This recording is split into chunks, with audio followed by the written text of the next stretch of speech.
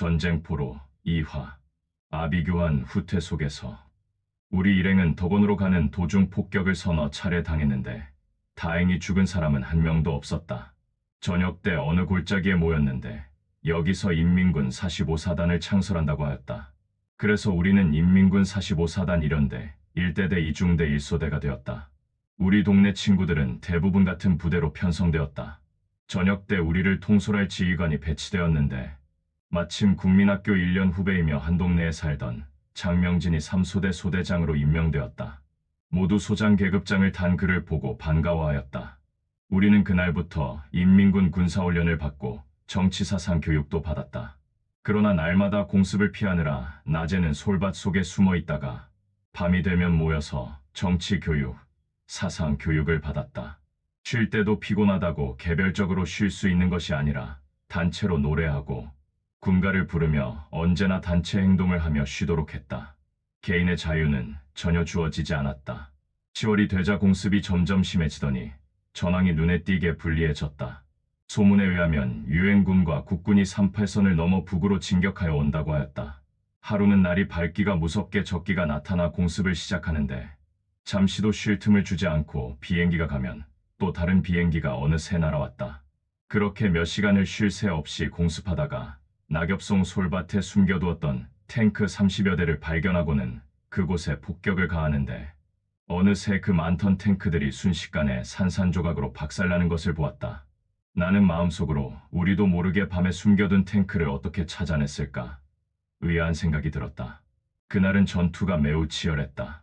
들리는 말에 미군 정찰기 한 대를 격추했다고도 하였지만 사단사령부 앞에 있던 트럭이 폭격당하는 것도 목격했다. 하늘 높이 구대로 편성된 비행기 편대가 문평 아연제련소를 폭격하는 것도 보았다. 폭탄을 맞아 시커먼 연기가 하늘 높이 치솟아 오르는데 사이사이로 높은 굴뚝이 보였다. 누군가 말하길 문평 아연제련소의 굴뚝이 진남포 제련소 굴뚝보다 더 높다고도 했다. 우리는 10월 10일 밤 10시 덕원서 후퇴를 하였다. 멀리 원산에 대한 연합군의 한포 사격도 더욱 요란해졌다. 원산서 함흥으로 가는 국도는 도로 사정이 좋지 않아 자동차 2대가 겨우 비껴갈 정도의 너비로 길이 좁았다. 가뜩이나 좁은 길에는 후퇴하는 인민군과 피난민 대열로 꽉 메워져 있었다. 우리는 어두워지는 저녁이면 암호를 써가며 대열이 서로 흩어지지 않게 했다. 암구오는 1대대는 백두산, 2대대는 한라산을 사용하며 후퇴를 했다. 군인과 피난민이 뒤섞여 후퇴를 하다 보니 나오는 차량, 들어가는 차량을 만날 때마다 대열이 뒤엉켜 혼란 속에 이앞집산을 거듭하곤 하였다. 그 와중에도 밤이면 적기들이 와서 조명탄을 터뜨리고 폭격을 가하거나 기총 사격을 가하면 우리 대열은 또 다시 혼비백산하여 흩어지곤 하였다. 그나마 우리 군인 행렬은 괜찮았으나 피난민 대열은 가족을 잃고 울부짖는 어린애와 부모들이 자식을 부르는 소리로 참혹한 아비규환 속에서 후퇴를 해야만 했다. 날이 밝아왔을 때 우리는 덕원서 평양으로 가는 길에 도달했다. 날이 밝고 보니 길에 즐비하게 늘어선 피난민 중에 밤새 가족을 잃고 서로 찾아 헤매는 사람들이 많았다. 우리는 그곳 산에서 하루를 묵게 되었다. 그때 갑자기 비행기 한 대가 공중 높이 떴다가 급히 하강하며 우리와 부딪힐 듯 거의 수평으로 날아오는 느낌에 우리 모두는 깜짝 놀라 땅에 납작 엎드렸다. 비행기는 순식간에 하늘 멀리 사라졌지만 비행기의 굉음에 놀라 비행기가 실제 고도보다 낮게 나는 듯한 착각을 한 것이다. 이때 누군가 죽은 시체를 보고는 세상에 사람이 이렇게도 죽나 하고 한탄하였다. 나는 왜 그러냐고 물었더니 기총소사 총알이 어깨로 들어와 망자의 칩으로 빠져나왔다 고 하였다. 나는 그 말을 듣고 죽어도 그리 죽을 수 있을까 하는 생각에 마음이 아팠다. 그날도 어둠을 틈타 밤에 북으로 행군을 했는데 심신이 몹시 고단하였다. 우리는 밤을 새워 걸어 고원읍에 도달하였다.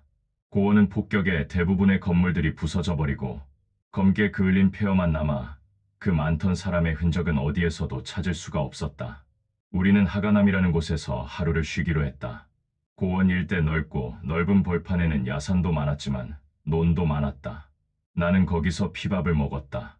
주민이 식사로 주먹밥을 해왔는데 좁쌀 밥인 줄 알고 밥을 지었는데 알고 보니 그것이 핏살로 만든 밥이었다는 것이었다. 하가남에선 의용군을 많이 보았다. 홍천, 춘천, 원주 지방에서 끌려온 사람들이었다. 그들 말을 들어보니 전쟁은 이북에서 먼저 남침을 한 것이지 이남에서 북침을 한 일은 절대로 없다고 하였다. 그러면서 6.25 당시 춘천으로 밀려오던 인민군 탱크 이야기도 하였다. 그들은 모두 어려 보였다. 나이가 기껏해야 17 전후로 아무리 많아야 25은 넘지 않아 보였다. 징병된 사연을 들어보니 동네에서 인민군이 갑자기 모두 학교로 모이라고 해서 책가방만 달랑 들고 왔다가 그 길로 끌려왔다는 것이다. 아무도 드러내고 말은 못하였지만 남쪽 고향에서 끌려와 갈수록 북으로 향하는 것에 대해 두렵고 걱정하는 빛이 역력해 보였다. 행군 도중 우리 일행 5은 하도 배가 고파서 무밭에서 물을 뽑아 먹고 있었다. 그런데 갑자기 적기가 나타나 기총 사격을 해왔다.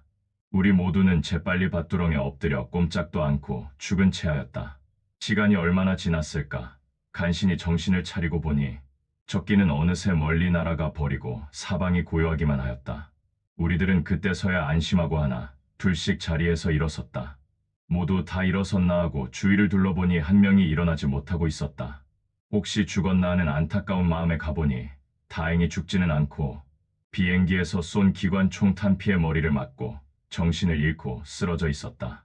잠시 후 정신을 차리고 앉은 그를 보니 방한모 아래 약간의 상처가 있고 시뻘건 피가 흘렀다. 삶과 죽음의 경계에서 천행으로 방한모 덕분에 살아난 것이었다. 모두 무사히 본대로 돌아온 우리는 무서리를 하다가 크게 혼쭐이 났기 때문에 그 일을 아무도 입 밖에 내지 않았다. 하늘 멀리 B-29가 고도 6,000m 고공에서 기총 사격을 하는 것이 보였다. 나는 저 비행기는 지금 어디를 쏘고 있는 거지? 라고 중얼거렸지만 모두들 무심하게 하늘만 바라볼 뿐 어느 누구도 대꾸하지 않았다.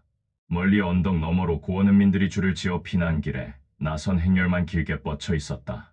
밤이 되자 나는 고원읍을 떠나 하가남을 지나 얼마나 멀리 왔을까? 이곳은 어디지? 하는 생각을 하며 이름도 모르는 낯선 곳에서 하루를 묵게 되었다. 그곳에서도 피난 행렬을 수도 없이 목격하였고 부모를 잃은 미아들도 많이 보았다. 다음 날 저녁 무렵에는 영흥읍을 지났다. 그곳에서는 공습이 끝난 지 얼마 되지 않았는지 건물이 아직도 불타고 있었다. 폭격을 미처 피하지 못한 사람들도 부서진 잔해와 함께 불에 타서 죽어가고 있는 모습도 보았다. 사람이 타는 역한 냄새에 속이 뒤집혀질 지경이었다. 모두 경황이 없어 무너진 건물 더미에 깔려 살려달라고 울부짖는 사람을 보고도 모른 채 지나쳐버렸다. 우리 대열은 영흥읍을 빠져나와 북으로 향하였다. 길을 걷는 동안 철로 길에서 멀어져 고개 길로 접어들었다. 고개로 올라가는데 인민군 트럭 한 대가 전복되어 있었고 사람들이 우리를 보고는 도와달라고 하였다. 우리 일행 수십 명이 달려들어 차를 밀어 바로 세웠다. 그런데 뜻밖의 일이 벌어졌다.